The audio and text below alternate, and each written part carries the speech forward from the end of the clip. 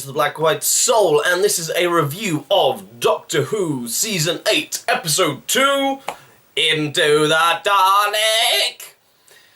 Yep, this is our second episode of Peter Capaldi, and they're already throwing the Daleks at us. I assume it's just, if people are like, oh, it's not Matt Smith, it's like Daleks, and oh, Daleks, I'll give him another episode, see how he does with Daleks. So, let's see what we get. The episode kicks off with like a space battle. The spaceship is dodging away from Dalek fire, and this is like the second week in a row. Like last, sorry, my voice. Last week we kicked off with like a T-Rex romping around London town, and now we get a space battle. They seem to be starting off with like some big action sequence just to get people in, see what the hell's going on. Not a bad option. After the spaceship explodes, we get the lady pilot. Looks like her brother's already like dead. She wakes up in the TARDIS, points a gun at the Doctor. Never a fan of that, is he? And yeah, their exchange is very blunt and just like, well, stop crying. It's like, my brother just died. Yeah, well, his sister lived. He's a very logical Doctor. He just wants to get to the point and just do what he can to sort of survive. You'll see this later in the episode. But he's very much can't do anything about that. He's not the hero type like a Matt Smith who would just, I'm gonna save everyone! And then people will eventually die, because people always die. But yeah, he just accepts death, moves on and does what he can. Yeah, he's not a very sympathetic Doctor, he's just very serious. I like it, it's a nice change after the child-like Matt Smith, and then sort of half and half Tennant, and it's sort of similar-ish to Eccleston, how he started, but then Eccleston really started lightening up because he fell in love with Rose Tyler. But yeah, I can't see Peter Capaldi falling in love in this episode with Cara? Let's try, Clara. There we go. If I can remember names, that would be a good start. But yeah, he eventually, as she's about to pull the trigger on him, is just like, that's not how you ask. And it's like, please? Okay, let's go. He's a very gentleman Doctor. Aboard the human spaceship, the Doctor is greeted to a very rude greeting of guns again in his face. And this show, he's quick to assess the situation. As soon as they turn up, he's aware that they're going to try and kill him probably. So he starts talking his way through. Yeah, very logical. I really like him. It's just a serious Doctor. It's not that I didn't like Matt Smith. I loved Matt Smith so much, but it's just a really good take. And he's still got part of that lightheartedness to him. He does do the odd little mini joke, and he is excited by the medical equipment around him and is like excited by the thought of getting shrunk, so he's still got that wonder. The Doctor's always had a thirst for knowledge and just experiences, and he's still got that. He's just, when it comes down to serious situations, he just deals with it. Just, there's no sort of distracting and just talking until he figures something out. He's already got a plan going. Yeah. Now this is a strange little section without the Doctor and Clara in her real life. There is, with all the spaced adventures, there is actually a real life. This is a concept that was sort of started off with the Amy and Rory, where the Doctor would come and visit them sporadically, but you never really got much of what they were doing prior to them. It would just be like, oh, we're here with our dad, oh, we're all now on the TARDIS, let's go. And he'd do this with Clara, and it would leak into Clara's story as well, where he'd just pick her up. But you never got, like, this is like probably the biggest section of Clara's life we've had before. Introducing a new character, Mr. Pink, can't remember his first name, who is a ex-soldier, obviously has some emotional issues, has seen a lot in his time, and by the question the child asked of, have you killed anyone? Yes. Have you killed anyone that wasn't a soldier? Ignoring the question and of course crying in front of the kids. Just like a single tear, but Yeah, so he's probably had some bad experiences. I have to feel we're going to like learn more about him through the series. He might even become a companion, and that'd be quite a nice different change. Having someone that's actually a soldier as a companion, someone that can actually help take on the action side of things, but also given his, I'm assuming, trauma. I don't know why question mark, quotation mark trauma, but his trauma, he's probably going to be less enticed into actually doing and killing, since the Doctor hates soldiers but doesn't like killing. So even though Doctor has killed so many people, so he might actually come to like Mr. Pink, a soldier that has remorse, because that was part of his issue with the soldiers earlier. It was just like, you're gonna kill people and shoot and you don't care. Yeah, so it's nice seeing Clara interact with other people than the Doctor. And yeah, I think Mr. Pink's going to be important in a few episodes' time. There we go. The Doctor arrives with the coffee that he promised from the end of the last episode, but apparently it's been 3 weeks and Clara had to get her own way back from Scotland. Not the first time he's dropped off assistance in the wrong place, isn't that right, Sarah Jane Smith? Yeah, it's the thing he does. And yeah, then they're playing up the fact that the Doctor's just like, oh well, you're not a young woman anymore. It's like, yes I am, keep telling yourself that. It's like he's overcompensating from... Sorry, postman arrived. It's like he's overcompensating with Clara from Matt Smith's flirting with him.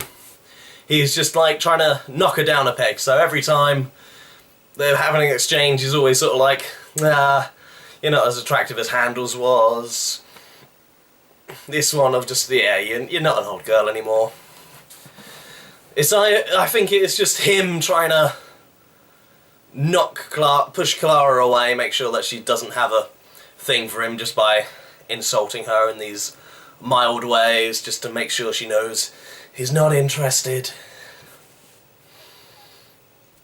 But then he gets a bit somber, and she can tell, and he asks the question of, is he a good man? And Clara doesn't know how to answer, because she doesn't know this Doctor. Yeah, that's, I think this is going to be the theme of the series, is the Doctor figuring out who he is and if he really is good, or if he does what's necessary sometimes. Yeah, deep questions. The Doctor goes and sees the Dalek again, and he's just so angry, like, why should I help him, what's going on? The humans then, for the first time, realise that there's actually living creatures inside the Daleks, because they were going to try and disassemble him when he started screaming. And then the Doctor shouts at the Dalek. Well, the Dalek says the Daleks must die, and then the Doctor's like, yes, of course, the Daleks must...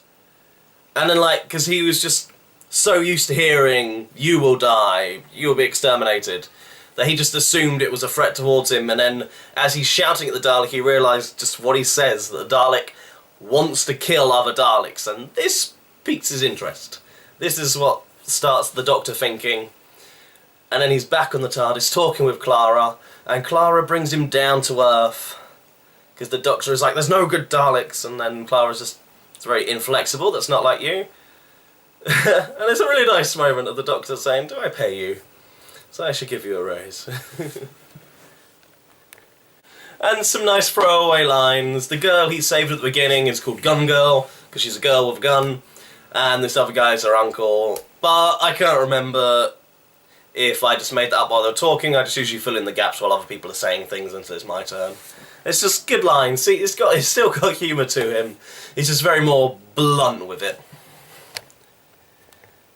Which is then emphasised by him introducing Clara as she's my, and then Clara's like, I'm his carer. And he's like, that's right, just right. She's my carer, so I don't have to. And that's very, very this Capaldi Doctor. That is a line that rings very true. Again, Clara gets an exchange with Gun Girl. It's such again, the gun girl sort of ran off a bit, and it's like, you look like a school teacher. It's like, I am a school teacher. And then she also notes that Clara's smiling when she talks about Mr. Pink. So I don't know if this is her diving headlong into another man because she's lost her boyfriend, as in Matt Smith. But I think it's going to develop through the series, so it'll be quite interesting to see where it goes. But then you also get this sort of tragic line of like, well, my brother used to make me smile, but he burnt to death a few hours ago. Excuse me. Yeah, it's not going to be good for Clara hearing that. And then we've got Doctor talking to the soldiers. And again, another really good line that I loved. There's like, I don't need babysitters. We're not babysitters. We're here to shoot you if you turn out to be a Dalek spy. It's like, fantastic. I don't like babysitters. It's like, just fun. I really like this sort of dark sense of humour. Maybe that just tells who I am. And then we get how sort of uncaring this Doctor can be. They've entered the Dalek, and they're trying to figure out, the Doctor's just explained that this is the machine, this is the part that they're born to hate, and this machine just refines that hate, removes any ounce of dignity or respect or kindness from them, which will be relevant later on. And then they try and figure out how to get down, and of course the soldiers shoot a grappling hook into the ground, and this freaks the Doctor out, and he instantly starts figuring out a plan. He's then screwdriver away and just doing what the Doctor does. Eventually chucks the guy that shot the grappling hook a little pill, and he swallows it, and then he's incinerated and vacuumed up his little bits of dust. This is where, like, Matt Smith would be threatening. He'd be, like, almost in tears. This is where Tennant would be, I'm so sorry. Yeah, this is where Capaldi's different, because the moment the guy shot the grappling hook, he was dead. There was nothing the Doctor could do in that instant to save him. So he immediately went on a plan to save everyone else he could. That's not an evil thing. He's good. But he's logical. As I'm saying, this is a logical Doctor, and that was the best thing he could do to save everyone else. This guy was dead. There was nothing he could do. He could try and fight the antibodies, he could try and talk his way through, but the automated system that has no reasoning. There's nothing else he could have done to save this guy. So I want to see how else the Doctor's going to be this very logical. And will he be able to maintain that sort of logical saving when it comes to Clara? I know he abandoned her last week when she was in danger, but it was so he could, because the longer he spent out that door, the longer she'd be in danger. He trusted her to be able to, like, survive and last, so he could go off and come up with some sort of grand plan to save her. So I want to see, when push comes to shove, how much he's going to emotionally react to Clara in danger. Again, Doctor shows his humour side, sliding down as they're running away from the antibodies and slide down the tube. But of course, where they dump, all the residue is going to be the safest place, because antibodies will have already cleared that place out. And he's laughing as he's sliding down. He's like, ah, ha, ha. This is like from last week, where it was like, door, not me. Window, me. So he's still a very thrill-seeking Doctor, amazed by new experiences. So that's always good to see the Doctor having fun, and shows a very dark sense of humour. A bit like Eccleston would from time to time. Where the soldier girl, gun girl, asks if Ross is here, and he's like, yeah, top layer if you want to say a few words. And she's not too happy with that response. Big hips are fine, you're built like a man. Yeah, more of the Doctor. Not exactly complimenting Clara here. Then we get a little conversation between the Dalek and the Doctor. The Doctor's asking why he's sort of turned good, why he's got the change of heart. And the Dalek says, discovered beauty. She's saying that the Doctor's never heard the Dalek say before, unless, well, they've complimented the Doctor before on his ability to kill and wipe out things. But then the Dalek says he saw a star being born, he saw life. Life cannot be exterminated, it'll always come back.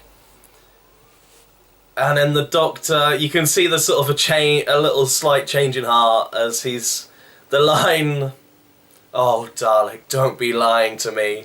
Like, there's just this glimmer of hope that, because the Doctor never ever wants to kill. Like when Tom Baker was about, and Eccleston actually had the same situation of they had the ability to wipe out the Daleks and they can't quite bring themselves to do it. Despite what the Daleks have done, they're still living creatures and he doesn't want to kill them if he has a choice. And this is the Doctor finding an ounce of goodness in a Dalek that he might just be able to change things. But hope always leads to bad things. And they find the radiation leak that's messing with the Dalek. They fix it. And the Dalek becomes a Dalek. All his systems booted back up, weapons charge, and he starts killing people on the ship. And the Doctor is depressed. He's like, no. The Doctor is not happy at this. As I say, hope leads to more disappointment and despair. And it's taken away. They're getting thrown around on the inside. And the soldiers asking, what the hell happened? We had a good Dalek, we turned it evil. It's like, no, we had a broken Dalek and we fixed it. And Clara's just staring through the Doctor. And she slaps him. Because he just has this air of just like, he seems more happy that he's right, that the Daleks are pure evil, and that's what he wants to believe. He doesn't want to believe that there's anything in him. And she says to him the line, "That's not what we learnt." This is why the Doctor needs companions, just to put perspective in him. It's like the way that Tennant would have died if Donna hadn't been there to sort of calm him down after he was trying to kill out all the spider people. The Doctor needs companions to like bring him back to Earth and sort of make him think, not just be right. And we get confirmation that the Doctor making up things in his head was right, and Journey, Gun Girl, is the niece of the man in charge with the beard, scraggly, wanted to kill the Doctor straight away. So they've got a little bit of emotion playing there, as he's asking her to kill herself, basically, to take down the Dalek. And Clara is just ramming home this, is this what we've learned? Is this, like, the Doctor's, and, like, also ask the question, what does one good Dalek, how does that make a difference? Though we have kind of seen this before, like, back in the Eccleston series, but that was a Dalek that absorbed some of Rose Tyler's DNA, so it was mixed with a human. We also had, then later in a Tennant series, the human Daleks. They were freaky things. Just a Dalek stuck on the head of a human. So there have been, like, issues, but never a pure Dalek turning. Well, okay, the more I'm thinking about this literally in these seconds, we've had a fair few examples of good Daleks. It was the mental Dalek that went crazy that helped save them when the Daleks were using all the planets as a big weapon. They say we had the human Daleks, we had that first Dalek Rose Tyler met, which absorbed some of her DNA and mixed with a human. We of course had the Impossible Girl as a Dalek, Clara herself, in that insane asylum for the Daleks. She was the most helpful one of all. The first time the Doctor met Clara, she was a Dalek. And she was good. Obsessed with soufflés, but good. So, this does make me think a little bit like the Doctor should actually have an inkling about Daleks being good and the fact that it is possible. But he just seems so blinded by rage, because I suppose he has come out of... This is the issue... I know they weren't meant to remember it, but they must have had some residual feelings from the Time War, because he sort of he went into that. Capaldi himself went into that. That's the first time we ever saw his angry eyebrows. And then I suppose we had the whole Trenzalore thing where the main antagonists attacking him were Cybermen, but Daleks as well. And they killed the woman and so many people in those years and years he was defending Trenzalore. So I suppose all of that has just made him so blind to even what he knows, and it's Clara sort of slapping the information to him that that's not what we know, that's not what the Doctor would do. And Clara's got him through, and the Doctor stops Journey from blowing herself up and killing the Dalek from the inside, because they can do better, because he has hope again, because he has positivity. He thinks the Daleks can change. It all comes back to him. This is thanks to Clara just being unyielding and making the Doctor a good person. We have the Doctor. He's... when he has hope, when he's in the throw of things, he gets back to sort of the quick-witted, and he does have this fun side. As he's Clara, you go up there. What, me? Yes, good idea, you, yes. And what do I do once we're up there? Something clever. And then they're asking what he's going to do. He's, dunno, I don't have the foggiest yet, but I'll figure it out. It's just, like, every Doctor has that same sort of baseline, and it's just where the actor takes him.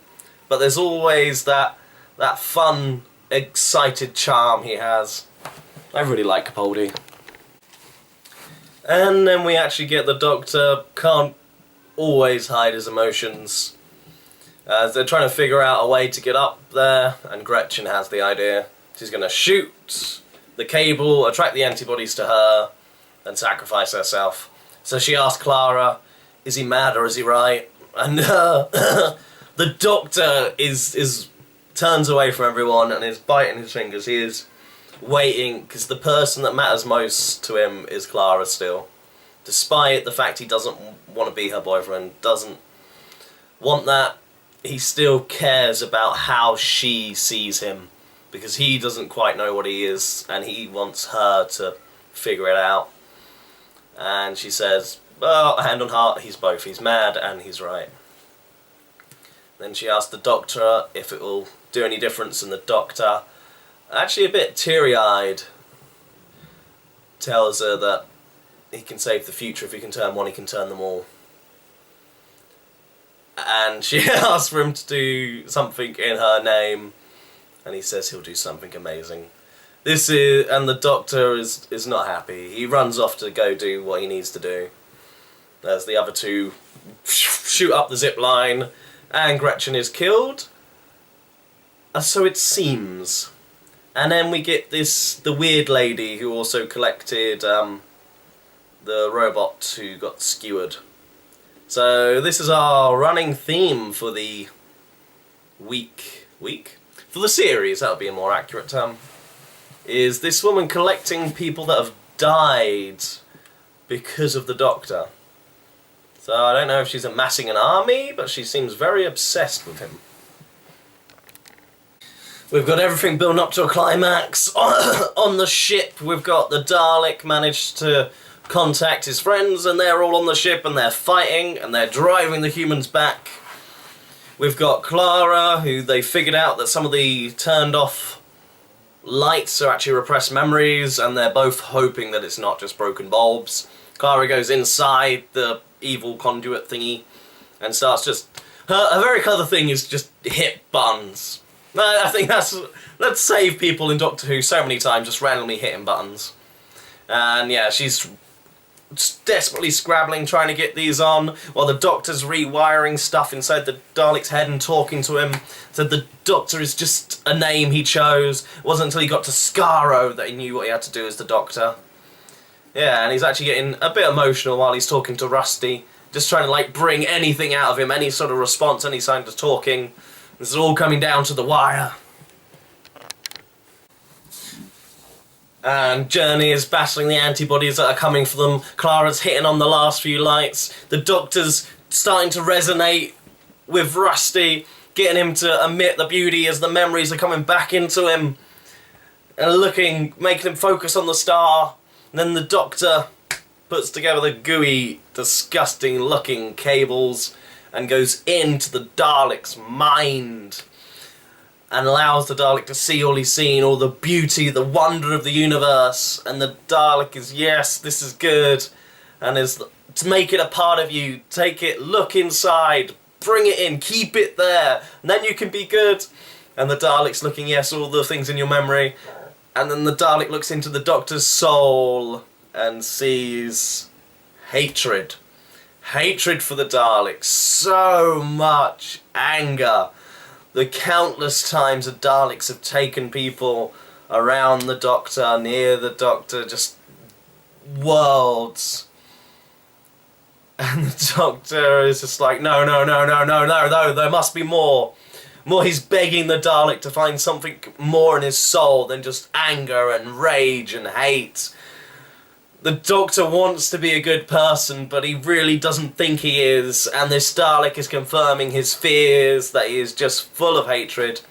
And then the Dalek goes on a rampage, killing all the Daleks that are in the ship. And he kills them all, the humans are saved. And he says the Daleks are exterminated, and the Doctor is, of course they are. That's just what you do. Now, I take that line as he's more almost talking about himself. Because all he ever does is destroy the Daleks over and over again, no matter what he does. He just ends up killing them. And then other species he just kills. So I think that line is more him talking about himself rather than that's what the Daleks do. It's more what he does is just kill.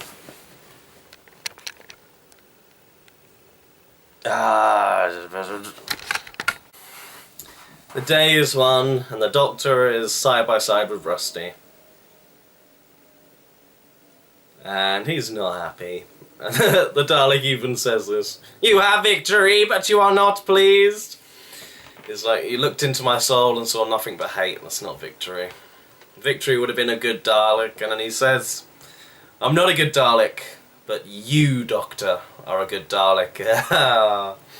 Which is very, very true. He has killed so many. As I think I literally said kill a lot in my last section of this. Yeah, and the Doctor is just, he is dismayed. He just kept getting his hopes up every now and then, getting them dashed, and then getting his thoughts and fears reconfirmed. It's not even about the Daleks being evil, it's more about him and what he does. And it's actually quite a strange little stare. The Dalek drives off, but it like looks over his shoulder at them. I wish they'd almost play the ending theme to the Incredible Hulk. Doo-doo-doo, as it like just goes away. And goes on his merry way to start killing more Daleks. So I actually want him to become a sort of reoccurring character, or at least see him again. Like, I want him to actually like be almost like a Dalek bounty hunter. I mean, that'll just be funny. No, it's just me, just me. Yes. Then Journey kisses his uncle and says sorry. Capaldi just storms straight out of there. And she asks him to take her with them. And he's still just so distraught over this whole, the Dalek seeing nothing but hate in his soul. And says that she's a good person, she's brave and true.